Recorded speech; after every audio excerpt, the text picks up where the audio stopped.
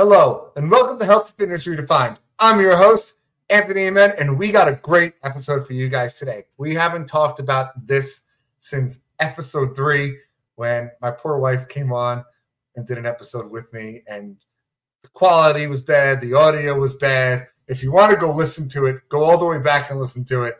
But I love this topic, talking about something specific, and especially in a profession that everyone thinks is the healthiest at all, when in reality it's actually probably the least healthiest, or one of the top 5 least healthiest industries out there.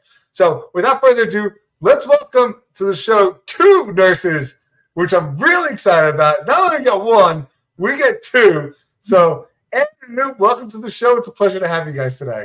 Thank you so much, Anthony. Thank you for having us. Really, really excited to do this. But before we get started, we need to learn a little bit about you guys.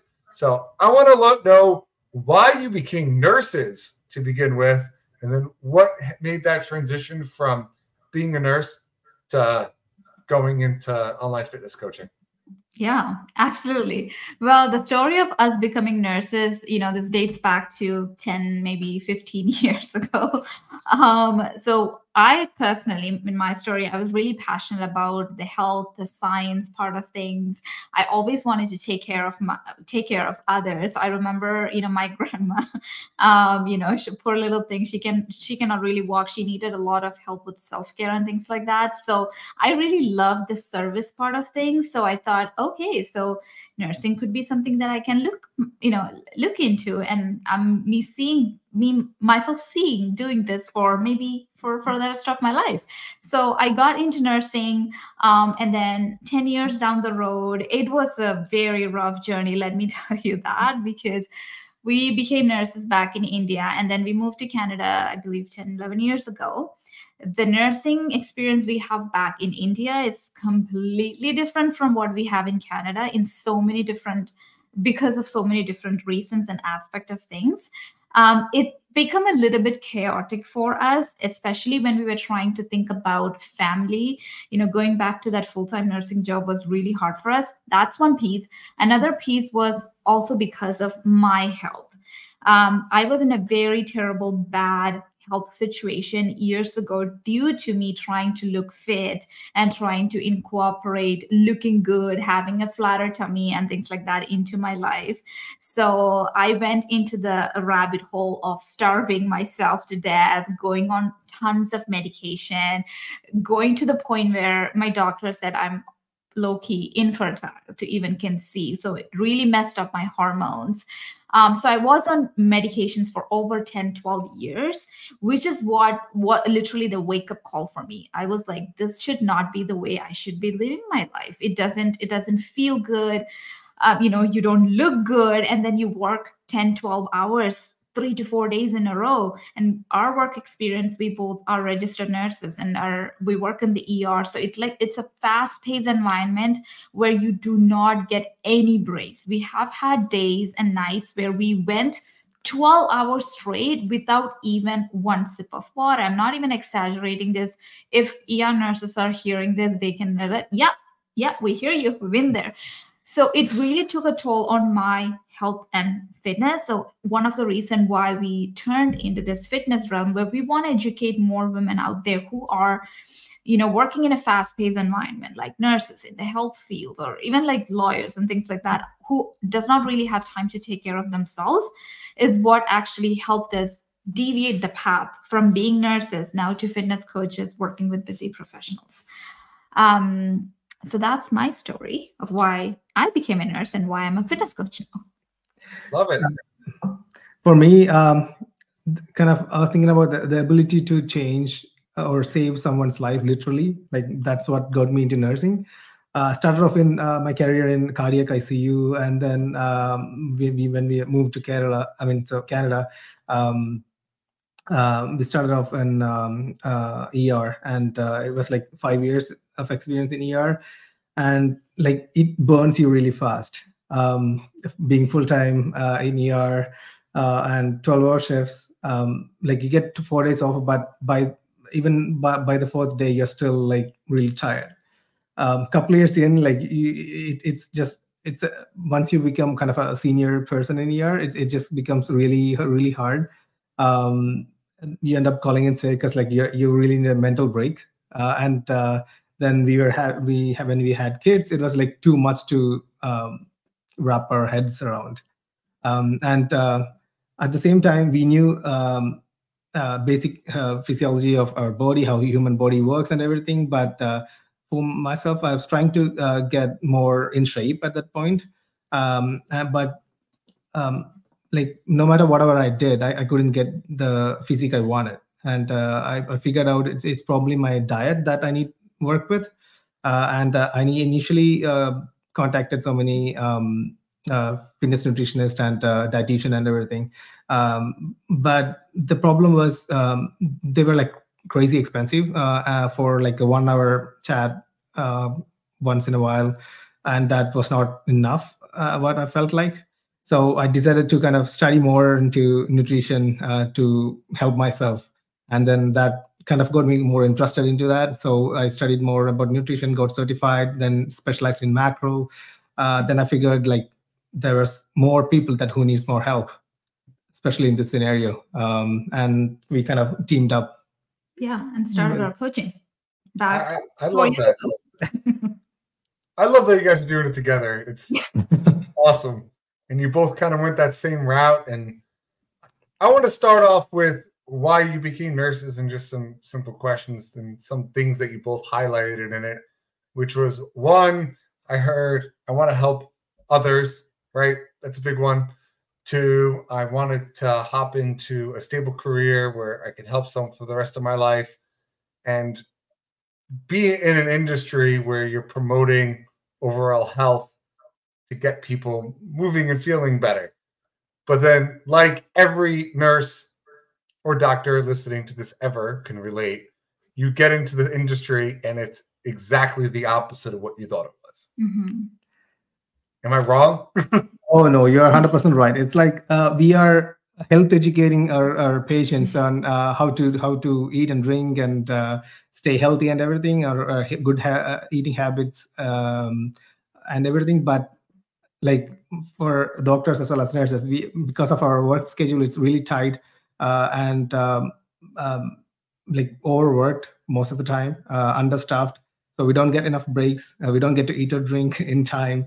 And it's just crazy. Like whatever we are teaching our client or our patients, we don't get to do the same.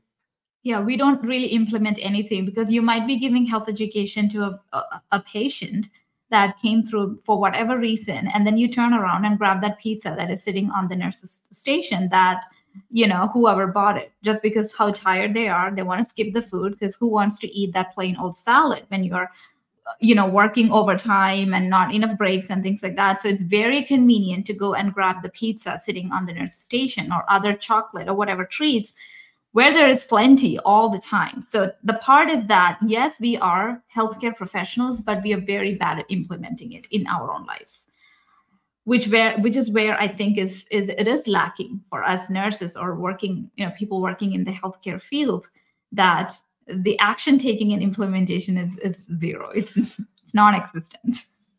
Yeah, and I want to ask you both questions of what I hear from my wife all the time, because I used to ask her this when she first started being totally naive. She's going to laugh when she listens to this episode. But I yell, like, why don't you just take a break? So that's what I asked her. And she gave that same exact smirk laughing. So why don't you guys explain to everyone else listening? I know the answer now, but why don't you just take a half an hour break and eat something healthy? You can't. Like, well, I want to say, yes, I want to take care of myself. I want to take a break, but I can only talk in perspective of someone working in the emergency. Like, you always put yourself at the end because you have ton of patients waiting. You know, one needs a blanket, another one needs a cup of ice, and someone else we need to do CPR on, and the other one is coding at the same time on the other bed. So where do we fit the break in? Where do we fit that half an hour in? It's like when someone is struggling for their life, do you really want to take break? Go and ask for someone to cover me and I want to go for a break. You're not going to say that, right? So, and it's not a one-off scenario that keeps happening. And with our health system being overloaded, you see that instead of taking care of, say, like set of 4 patients at one time, we are most of the time taking care of 6 or even more. There's like hollow patients, and most of them are like critically really sick. So it demands a lot of time and care that you're not able to like find your time for breaks. And most of the time we are understaffed as well. That's the situation with ER, and I am from what I hear from my friends, it's pretty same scenario with other wards departments as well. Yeah. I can tell you from all the nurses that we work with and know, including my wife, it's every single one. Let's say staffing is supposed to be 6 patients. They have 10, 12. And then there's no float nurse, which means a nurse coming to cover you. So meaning if I need to take a break, the other nurse that's on the floor who also has 12 patients and is overworked needs to take my 12 patients. So now they have 24, so I can go get a break. Exactly. Yeah. Well, yeah, that's just, it's sad that this is happening over and over again, despite of the fact that, the healthcare system is aware of the entire thing. And of course, they're training more nurses, but it's not really happening. It's been in the talk for years, but nothing is really happening so that, nurses can take care of themselves and not just others. And just eventually nurses get burned out so much that the turnover rate for nurses is like really high, especially in like ICUs and ERs. It's just crazy. It's really hard to find experienced nurses now. I would say most units, instead of maybe the exception of post-rehab, where people just coming out of surgery that are knocked out and there's no family, but a post-op, sorry, not post-rehab. So something like that where it's a little more low-key. I feel like every other position in the hospital is overcrowded and overworked. And I know nurses who worked for 3 years and left. That's it. They couldn't go back. They couldn't tolerate it anymore. You guys are case in point of that, right? That's a certain amount of time you can work 3 12.5-hour shifts in a row. By the time you get home, you have to eat, go to bed, redo the whole thing. By the time the third day comes around, you maybe had a bottle of water because you don't want to pee, drink all the water before you go to bed because then you'll be up all night peeing. And then in the morning, you're trying to drink water, but then you have no time to go to the bathroom to go pee. So then you're not drinking the rest of the day. And then those just stacks on each other. Exactly. It's really challenging, Anthony, for someone that is in the health and fitness, health industry, especially like nurses and doctors, to really take care of their health. Even if they want to, there is no support. There is no support. They need to take care of their kids once they get home, right? Most of us do not really have the time. And I don't think people are making excuses here when they say, I don't really have time. They literally do not have time. 12-hour shifts, comes home, then they want to take care of their kids. It's already 9:30, right? Then you want to prepare for tomorrow, get the lunch ready and everything, whatever you need to do. And then it's 6 or 7 hours of sleep, and then you're getting up and going again. So where does fitness fit into all this? That's where the challenge comes in. And it is challenging. We cannot really, brush that off. It's sad. So I want to tie this into now a solution and what you guys think the solution to this is, because I can tell you, this is a stat from 5 years ago, so it's probably more. But they said half of all nurses are obese. And to give you a global average back then, it was 31% back then. So you're saying that nurses are 20% higher rate of being obese. And this is not even including drug issues, where nurses have one of the highest rates of getting involved in drugs, or one of the highest rates of having heart attacks, or there's so many stats that are stacked against them. And I think it's all to blame of how their day goes. So what do you guys think needs to be done in order to combat this? Because shouldn't we take care of the people that take care of us? Absolutely. Well, what I would say, what we have done with our lives in becoming really fit by still working on the floor and managing everything at the same time, it is going to take a little bit of work. Okay, I know people listening to me are not going to love this. It is going to take some kind of work from your end, but I would say being intentional is going to be the best tip that I can give you. Being intentional and do the best you can on a daily basis. It doesn't have to be all or nothing. That is not, unfortunately, going to work, especially for us nurses. So for example, if you are doing a 4-day shift, 4 on, 4 off. What we used to do is that on the day shifts, 12-hour day shift and another 12-hour day shift, we don't really work out. Okay. It's not really possible for us to go to the gym after 12-hour shift, especially when you have kids. That's not going to happen. But how do we compensate for that is when we hit the day 3, meaning we're going into a night shift on day 3 and day 4. So in the morning, we go and get a quick 30 minutes workout done. Okay. And day 4 would be a night shift. Again, we take a day off. But then if you get 3 or 4 days off between your shift, we make sure that we go to the gym. We would not get tiredness get in the way, right? Because activity creates more momentum, right? The more you're active, the more energy your body is wanting to produce. So which means you will feel more energetic, will, feel equipped through the next 4 shifts that you're going to have, and you don't feel exhausted and tired, right? So this has to end somewhere. So I would say is that do some kind of workout. It doesn't have to be 1 hour long workout, 1 hour cardio, and then a lot of weightlifting. Whatever you can, 15 minutes, 20 minutes on day 3. And then on your days off, go to the gym or work from home, go for a walk. Do something that is going to create that momentum. That's what I would say in terms of exercise. Now, in terms of food, what we have done and worked for us is the plain old meal prepping. Be prepared.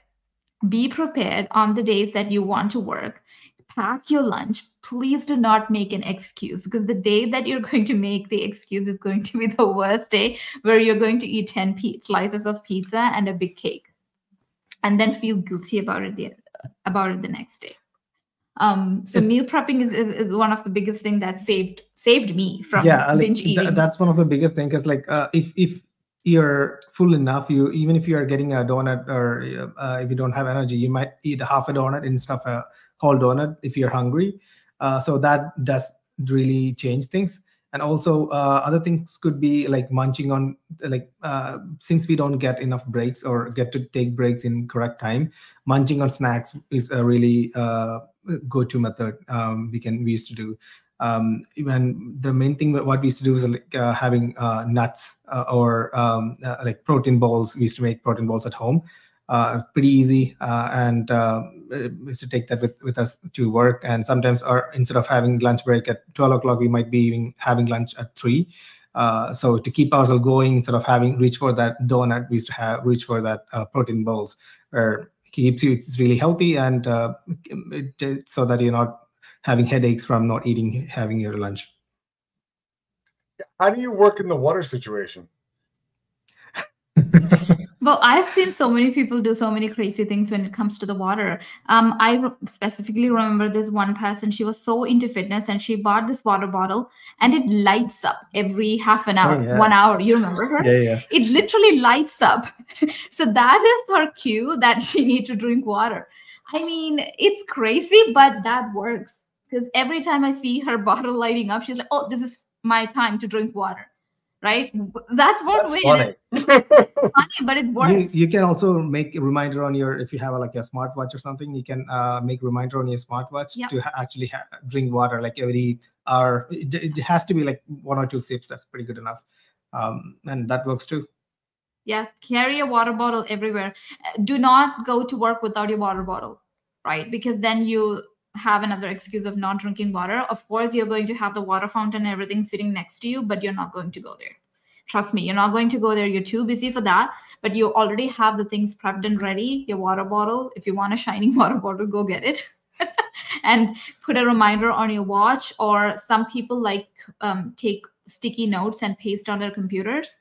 It's a visual cue as well, that, okay, drink water every 2 hours or whatever, every 1 hour or something. So visual cue, verbal cues, or like hearing, flashing cues, whatever you need to do to get that water intake is so important, because as nurses, you know how bad kidney stones can be, right? It's not pretty. It's not pretty. So we gotta avoid that. And also, sorry, that was my smartwatch picking that up. But yeah. It's pretty funny. The smartwatch threw me off. You just mentioned it, and she's like, right on cue. It was right there for you. Yeah. I want to go into a little more specific of types of exercises to do when it comes to common complaints you get from nurses. So, for example, my wife complains all the time about her lower back, pushing the crate around. She's caught patients falling out of bed because they just get up when they're not supposed to.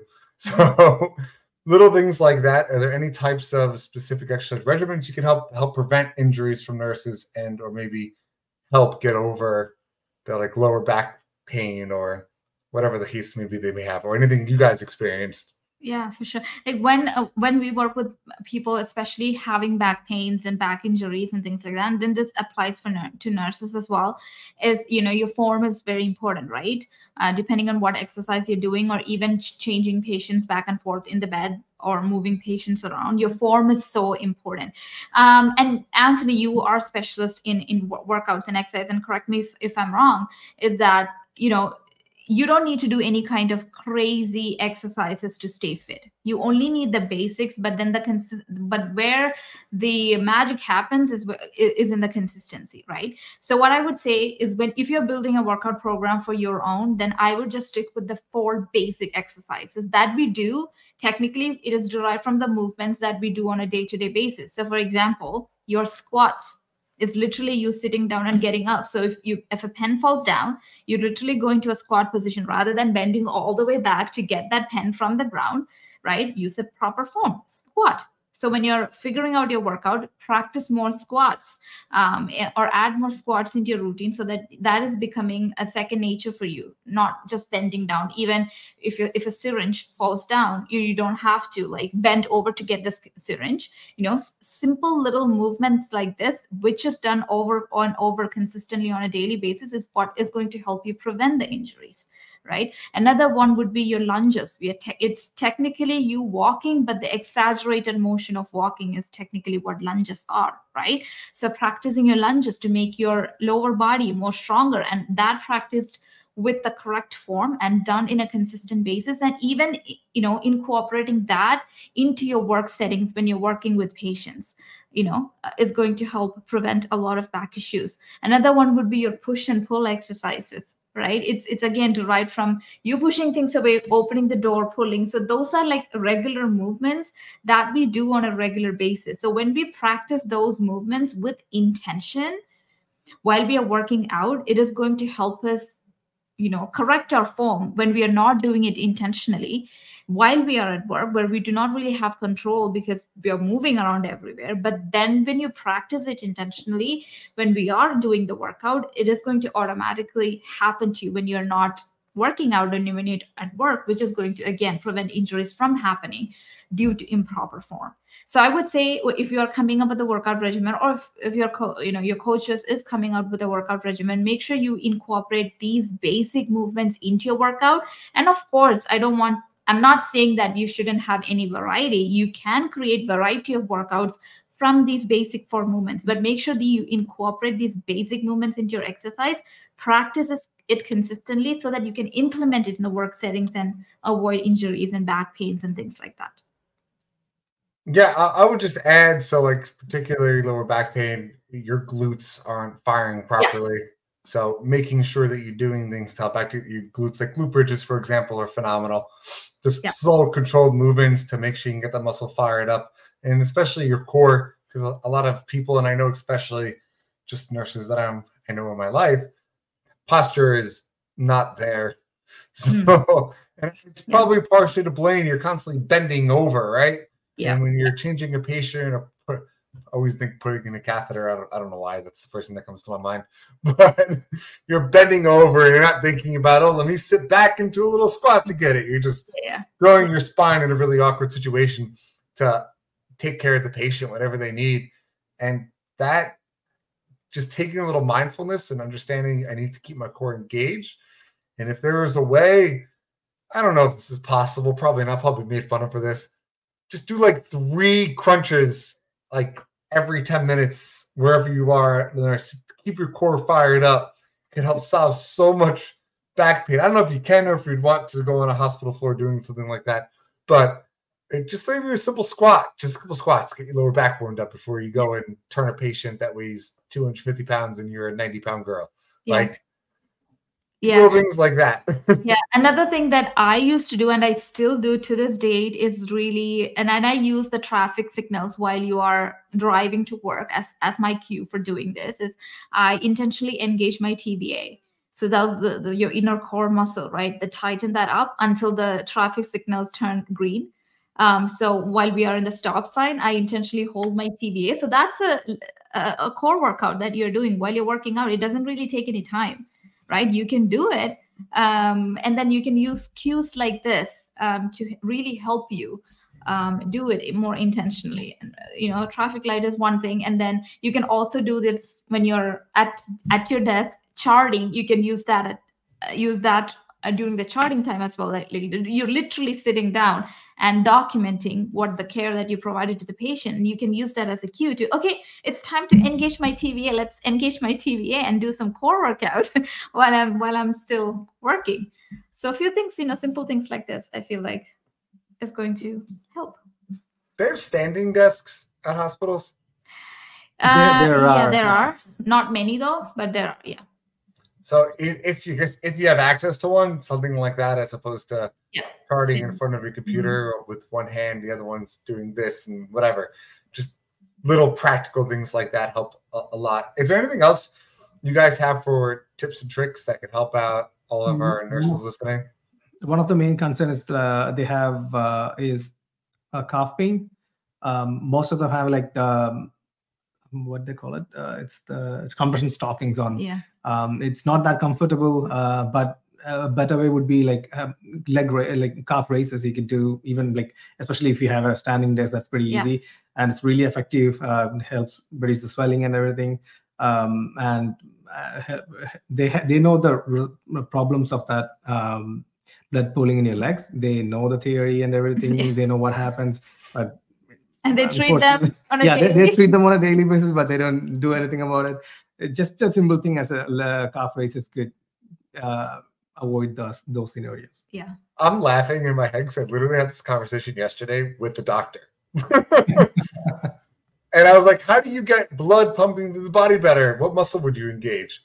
And they looked at me and blinked. I was like, your gastrocnemius muscle. Great answer.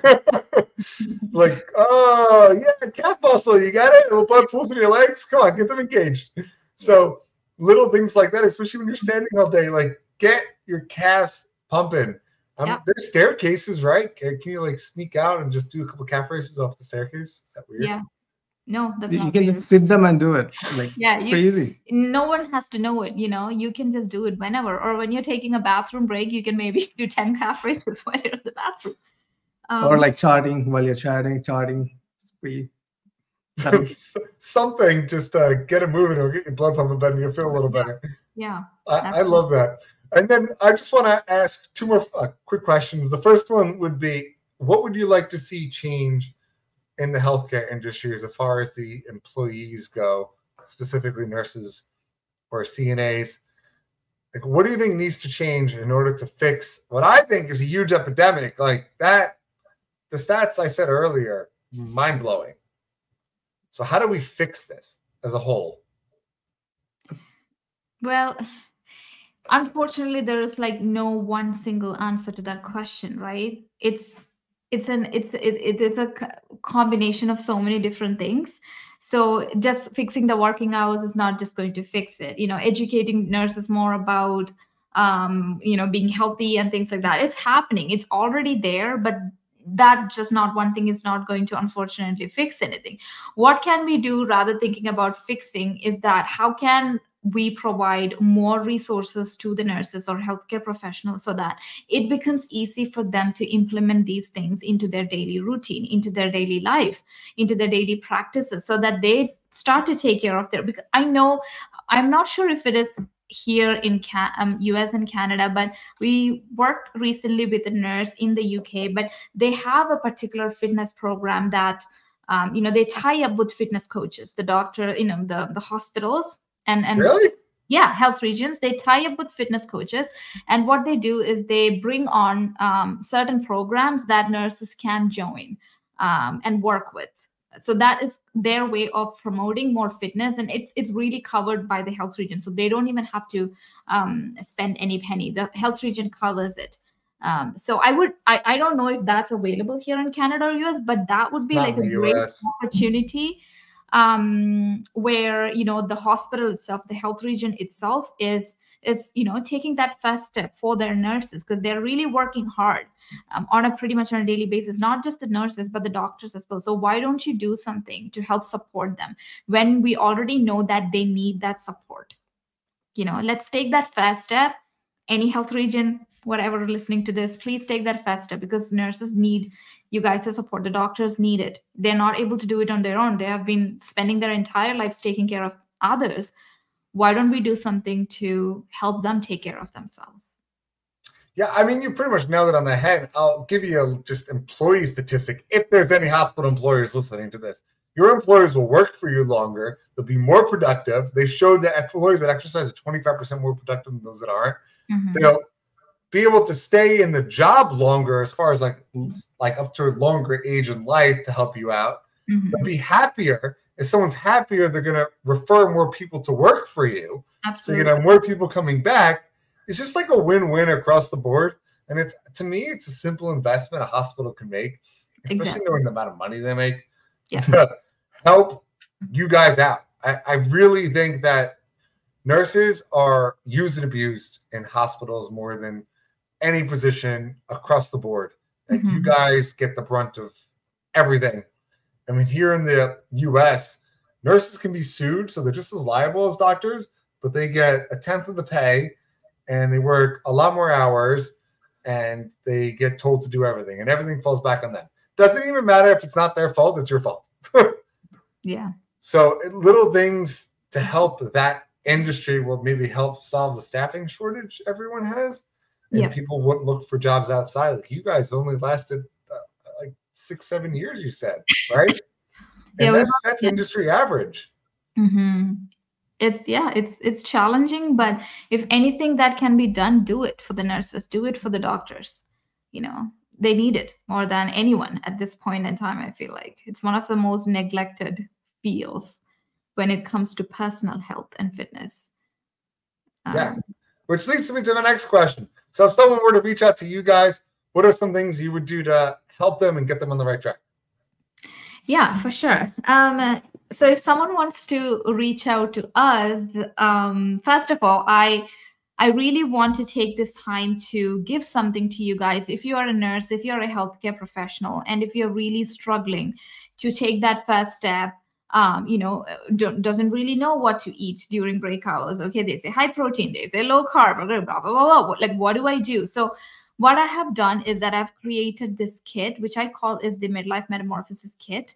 But what this has is, this information cannot be found anywhere in the internet. I'm doing this because I really want to help you guys out, because I've been in that place before. And, this is something that I want to do to give it back to where I came from. So yeah, so what this have is 50 plus premium protein, high protein recipes, which is like easy to whip up in just 10-15 minutes. And if you tell me that, no, I don't really have time to work out, and because I work long hours, 12-hour shifts and whatnot, I've also created short workout regimen that you can do from the comfort of your own home. It's only going to take you 10-15 minutes. You can do this on your days off. So I've included that into this kit as well. And not just that, to make your life even more easier, I'm going to give you some grocery list and sample meal plans and things like that with the kit, so that you shouldn't give me an excuse that you do not have time. Okay, we can make this work. So I'm going to give this for free. All you need to do is go to my Instagram at AnnMariaTom and give me the keyword Health Redefined, and I'll send that over to you. I love that. That's so nice of you. So it's Health Redefined. Health Redefined. That's correct. Just follow her, guys. We'll have it in the show notes, all the links and stuff like that. And I want to hear from you guys listening to the show. So please go ahead and comment wherever you're listening to this. I would love to know a little bit more about what you think needs to be done, any personal stories, because like they're talking about, and like I've said every single day I talk on this show, how much I love my wife and I care about nurses. So I want to hear from you guys. Please share this. Thank you guys for coming on, and thank you guys for listening to this week's episode of Health and Fitness Redefined. Don't forget, hit that subscribe button and join us next week as we dive deeper into this ever-changing field. And remember, fitness is medicine. Until next time.